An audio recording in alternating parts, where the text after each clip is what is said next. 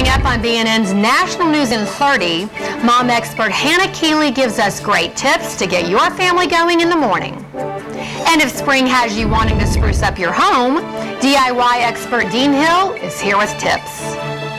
Also, Beth Aldrich is here with super savers for the super busy woman. All this and more on BNN's National News in 30.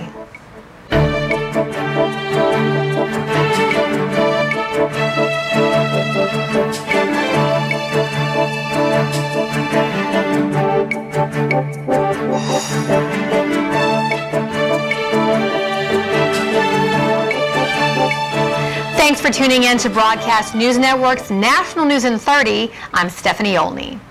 Feel like cooking, cleaning, and other necessary evils are triumphing over good? Feel like your time to get it all done passes faster than a speeding bullet? If so, Momstown TV host Mary Goulet is here with some smart solutions to make you a superwoman. I'm here to show you a snapshot of a mom's day and the challenges she faces. Challenge 1, staying organized. I look for ways to green our routine, so I switched to 100% recycled paper notes from the Post-it Sustainable Collection by 3M. It includes greener notes, which feature a plant-based adhesive, and recycled notes, which have super sticky adhesive to ensure that the message sticks.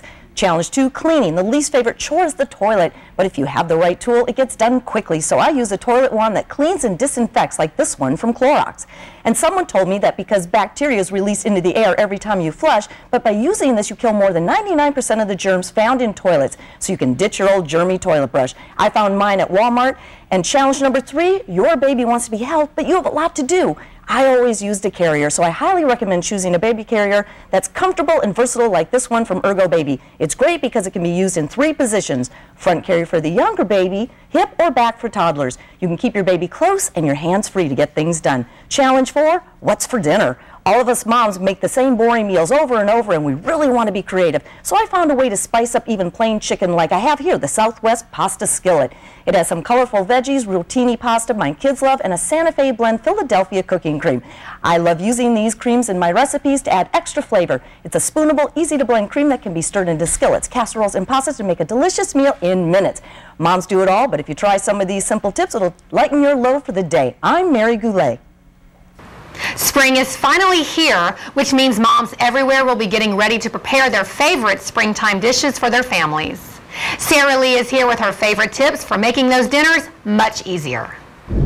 Finding time to prepare a homemade meal can seem nearly impossible, but that doesn't mean your cooking has to suffer. All it takes is a technique called semi-homemade. Semi-homemade is all about utilizing your pantry, the things that you already love that are in your pantry, your fridge, in your freezer, and making new creative dishes. Sandra says glass bakeware is the way to go, but you want to be sure you're using it correctly. Everybody who's seen my show, Semi-Homemade or Money Saving Meals, knows that whether it's bowls or glasses or pans, I like glass bakeware. I use Pyrex because you can see your dishes. Putting this in, the oven has to be preheated fully.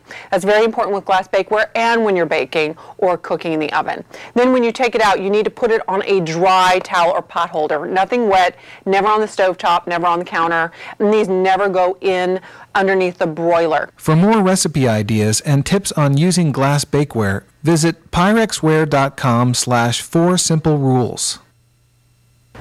In front of the European Parliament in Brussels, the French company Via Concept have installed an energy-producing sidewalk, a series of specially designed paving slabs containing microsensors. When people walk on the slabs, the microsensors absorb the energy created and store it in a battery. The energy is then transferred to the main power grid. According to the specialists, a section of 8 custom-made modules placed in the city center for a 2-week trial period can produce between 50 and 60 watts of electricity to power a nearby street lamp. The number of slabs in the trial isn't large, but it is enough to produce 30 watts of electricity, which city officials say is sufficient to keep the streetlights on for a while.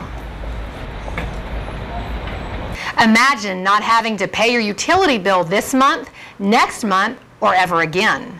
The next generation of homes is closer than you think, all thanks to newly accessible and affordable green technologies.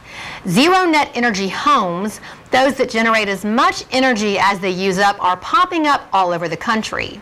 We'll take your viewers inside one such home and show how families can enjoy the comforts of the 21st century while reducing their energy footprint and utility bill.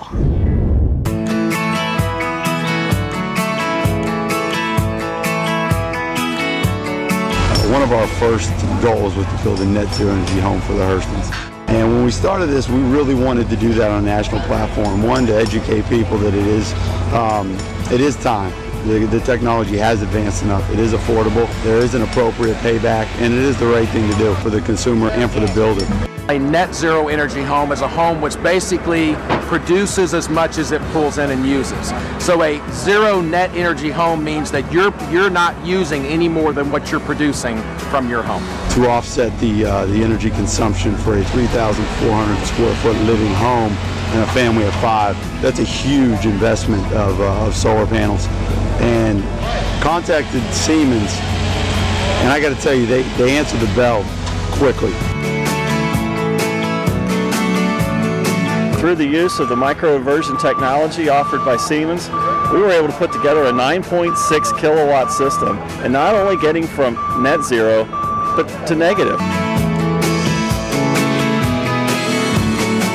Stay tuned to check out great ways to transform your home into a royal retreat without paying a regal ransom.